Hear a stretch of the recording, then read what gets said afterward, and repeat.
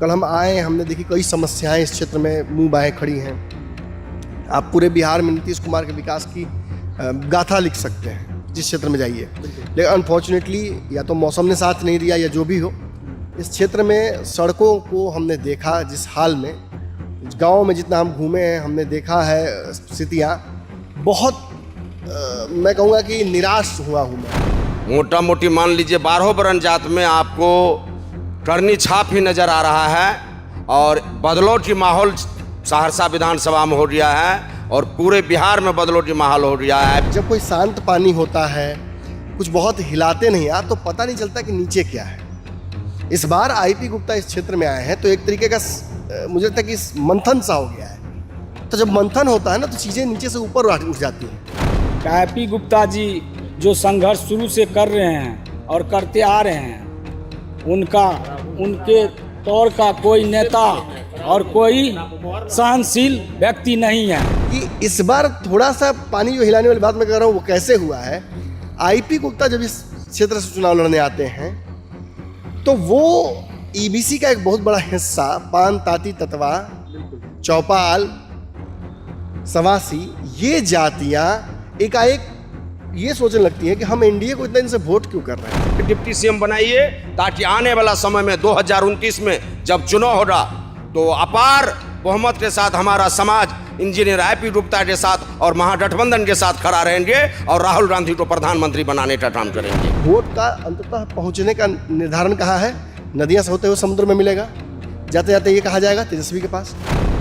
इस बार तो करनी छाप है, सिर्फ करनी छाप ओनली ऑन सहरसा विधानसभा में करनी छाप। अब की बार इंजीनियर आईपी गुप्ता बनेगा यहाँ का विधायक। नोरमा ग्रुप, जो सोचता है वो करता है, आपके अपने सपनों का आशियाना।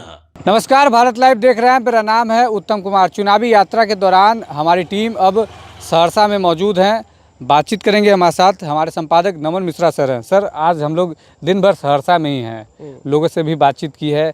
माहौल सर पूरा टाइट लग रहा है। आप किस तरीके से देख रहे हैं सर इसको? देखिए, ऑब्वियसली बिहार के कुछ हॉट सीटों में सहरसा की सीट आती है। हम दर्शकों को बोला भी था कि अब अंतिम समय में हम स्टूडियो में आपको कम दिखेंगे, फील्ड से ज़्यादा दिखेंगे। और सहरसा में कल से ही हम हैं, कल से ही घूम रहा हूँ। रात में 3 बजे याद है मुझे, हम लोग गए थे, आईपी गुप्ता को हमने ट्रैक किया, उनको जगाया, उनका इंटरव्यू लिया। कॉन्फिडेंस बहुत ज़्यादा उनको भी है और पहली बार इस क्षेत्र में ये वाला समीकरण इस्तेमाल हो रहा है। कई बार से सवर्ण इस क्षेत्र से चुनाव लड़ते रहे हैं। आलोक रंजन झा हैं, वो लड़ रहे हैं। जन सुराज से क्या नाम है उनका, किशोर कुमार मुन्ना है उनका, वो लड़ रहे हैं। किशोर कुमार मुन्ना भी बड़े क्षेत्र के दिग्गज नेता हैं।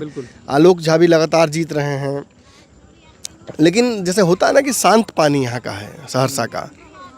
कल हम आए, हमने देखी कई समस्याएं इस क्षेत्र में मुंह बाएं खड़ी हैं।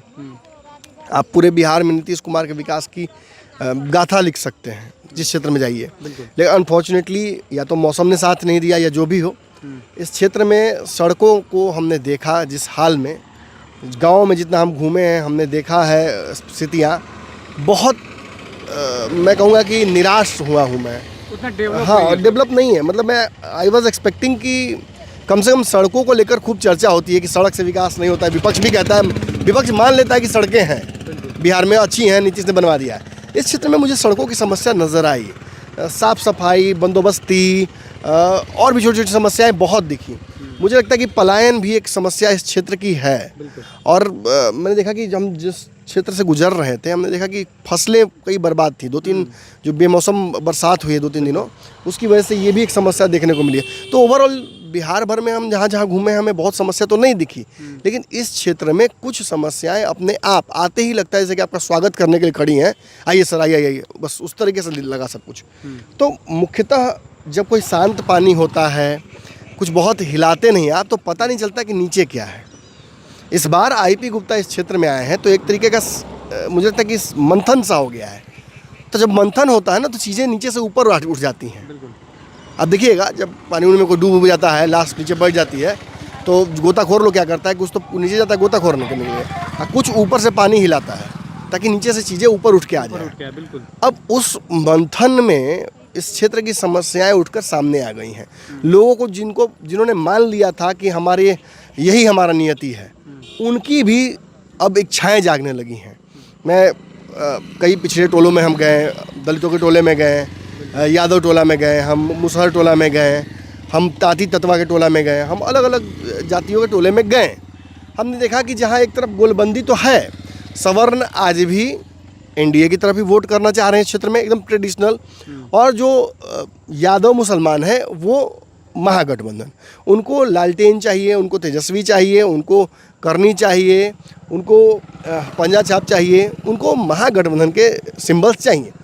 तो बड़ा सिंपल सा लगता है लड़ाई, क्या अरे क्या फ़र्क पड़ता है, महागठबंधन को देगा और जो एनडीए वाला है वो एनडीए को देगा। लेकिन लेकिन लेकिन लेकिन आईपी गुप्ता के आरक्षण की लड़ाई इस चुनाव का एक बहुत बड़ा मुद्दा है। लोग अक्सर, हम भी स्टूडियो में बैठ कर कहते हैं कि इस बार के चुनाव में मुद्दे नहीं हैं।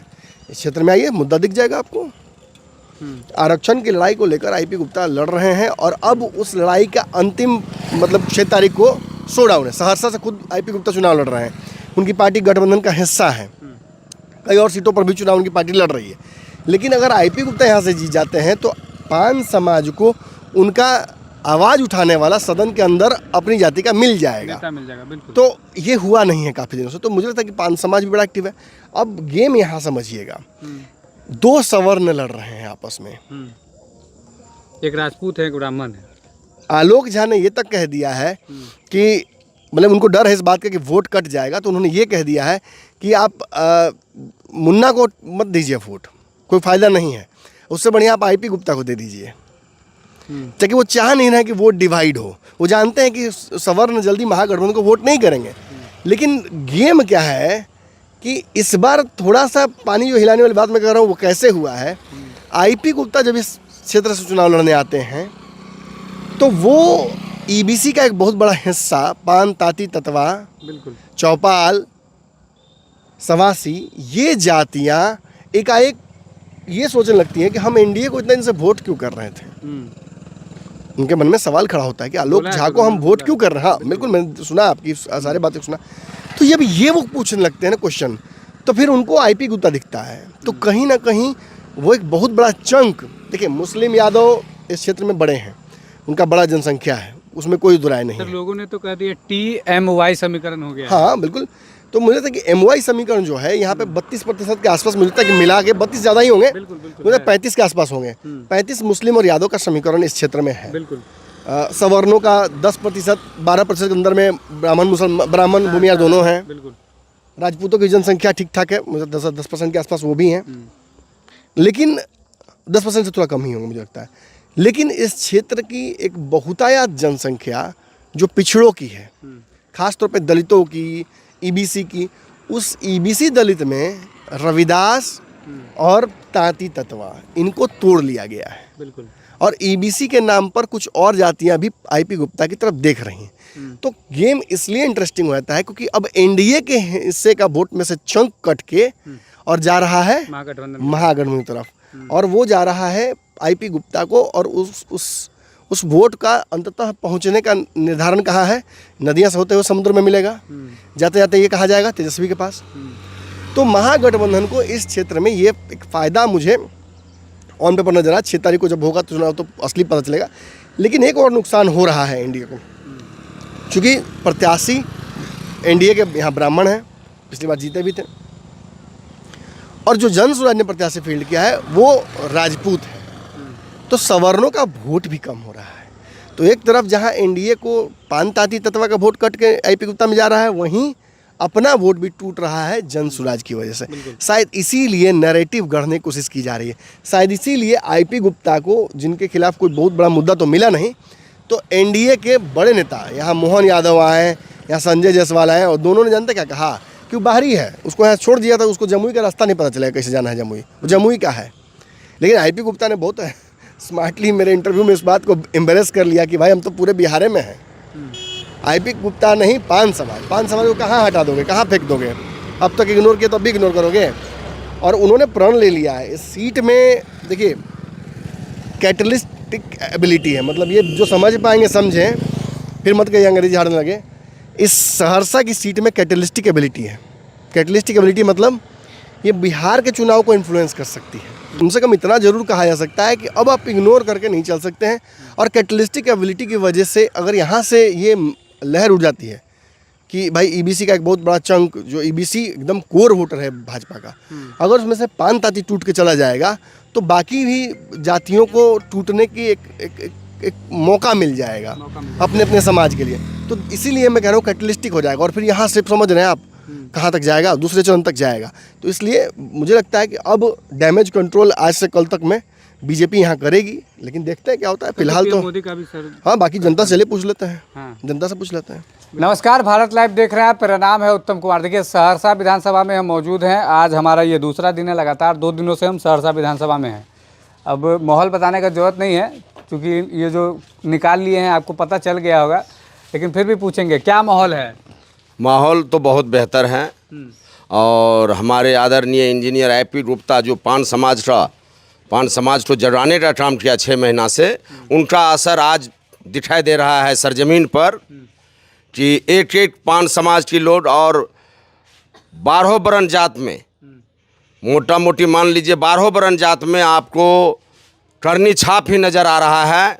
और बदलाव की माहौल सहरसा विधानसभा में हो रहा है और पूरे बिहार में बदलाव की माहौल हो रहा है। IP Gupta, engineer IP Gupta का प्रभाव जो है आपको 158 सीट पर है, जहां हमारी समाज पान समाज 10,000 से लेके 70,000 तक वोटर है हमारी समाज का। इसलिए इंजीनियर आईपी गुप्ता का असर पूरे बिहार में देखने का मिल रहा है।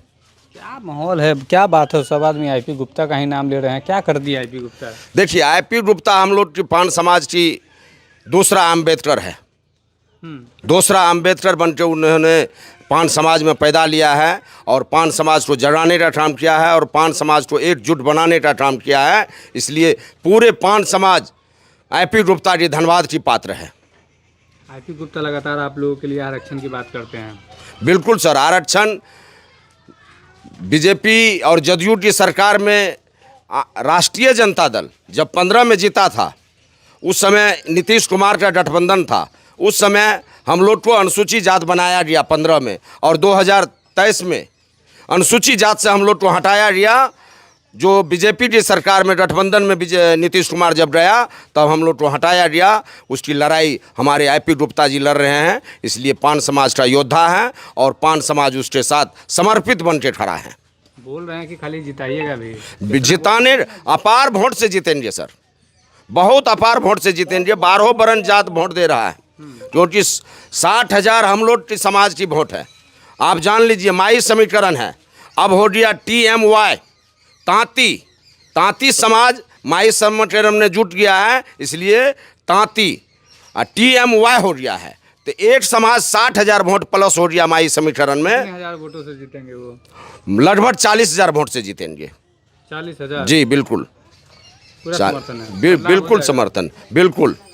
और भी लोग खड़े हो जाइए, थोड़ा लोगों से बातचीत करेंगे, इनका भी राय जान लेते हैं। हालांकि टोपी पहने हुए हैं, क्या कहिएगा? मेरा यही कहना है कि आईपी गुप्ता सर ऐसा कोई विद्यार्थी ऐसा नहीं देखे, जो कि हमारी समझ में ये आ रहा है कि आईपी गुप्ता जी जो संघर्ष शुरू से कर रहे हैं और करते आ रहे हैं, उनके तौर का कोई नेता और कोई सहनशील व्यक्ति नहीं है। वो ऐसा व्यक्ति है कि हर घर जाके और हम लोग का मान बढ़ाया है, घर घर जाके सम्मान बढ़ाया और मान बढ़ाया कि हम आरक्षण वापस लेके रहेंगे, चाहे जो हो जाए इसके लिए। यही मेरा कहना है।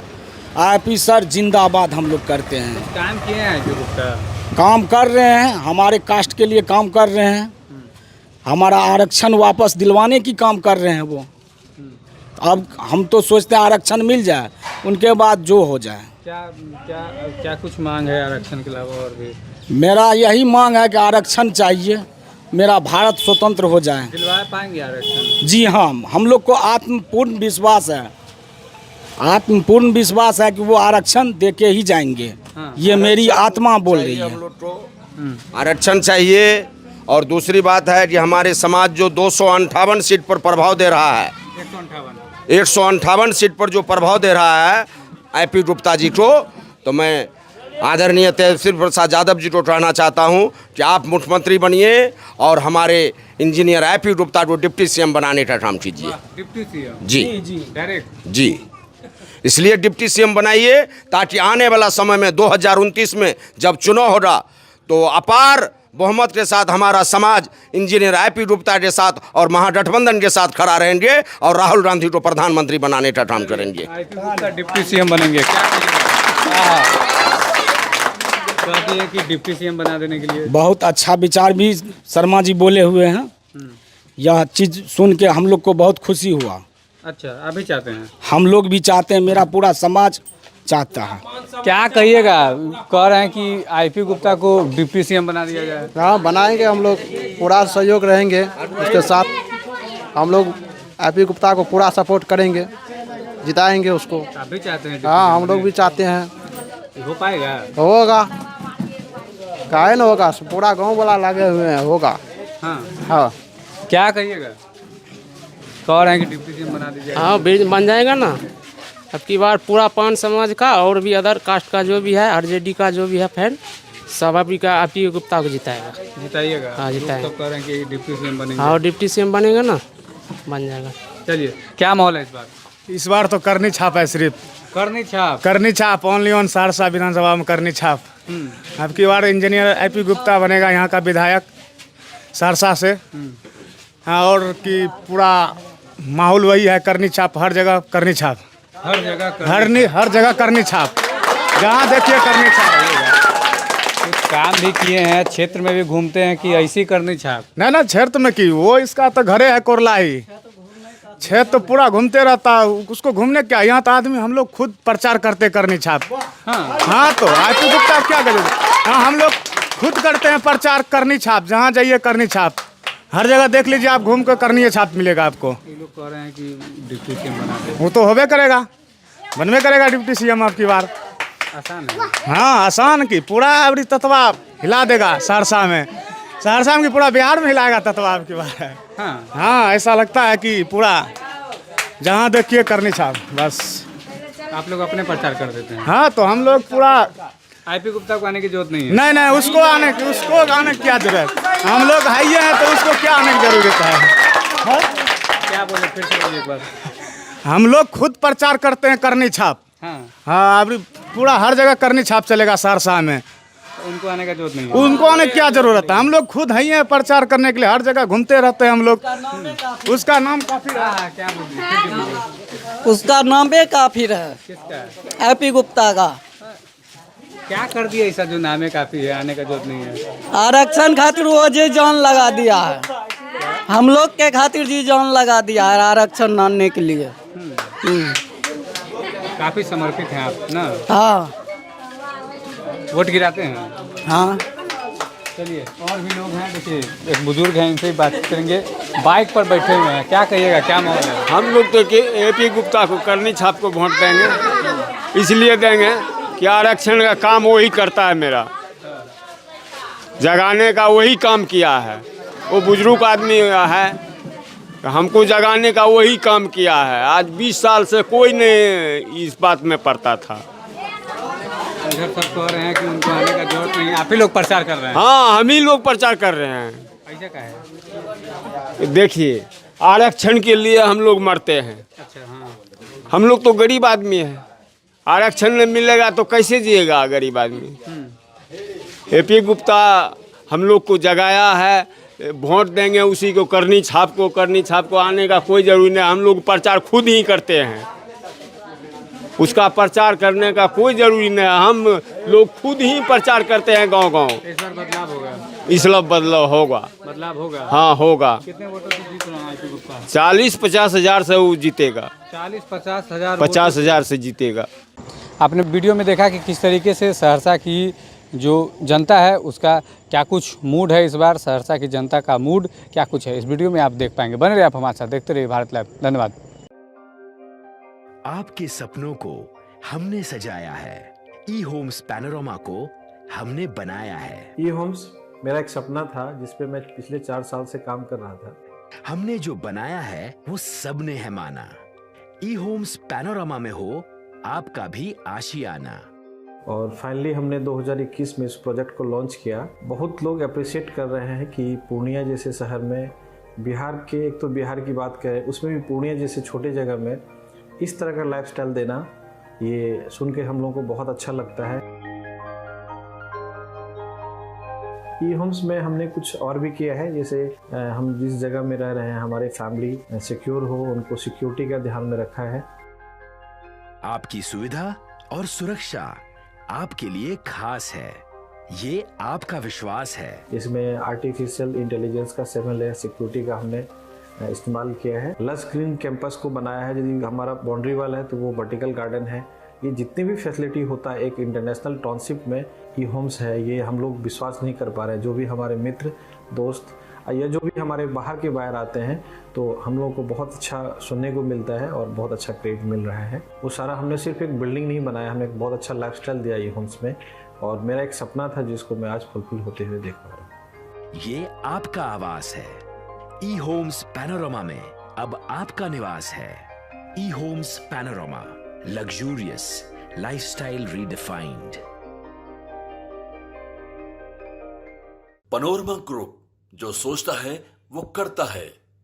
अगर ये वीडियो पसंद आई और वह बिहार के राजनीति और बिहारियत से सरोकार रखेनी तो सब्सक्राइब बटन दबा के चैनल के सब्सक्राइब कर ली। ओजे एगो घंटी बा, ओकरा बटन दबा देला से कुल सटीक और मारक खबर रुआ मुफ्त में मिल जाई।